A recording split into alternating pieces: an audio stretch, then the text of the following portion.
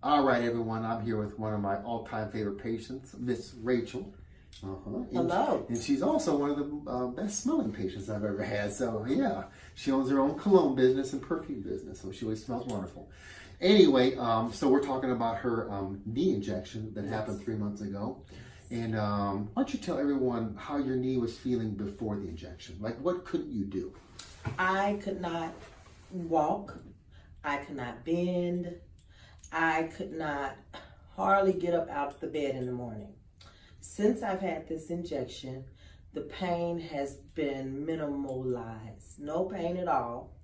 I'm able to go for simple walks. I'm able to walk on my treadmill. I get up out of the bed in the morning without any resistance, any pain.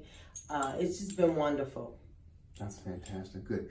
And then when we did your reevaluation today, your pain initially was at an 8 or 9. Yes. And then what number did you circle today on your reevaluation? 2. 2. So your pain essentially went from a 9 to a 2. to a 2. And the 2, Dr. Baker, Yes. is only when I notice that it's been raining.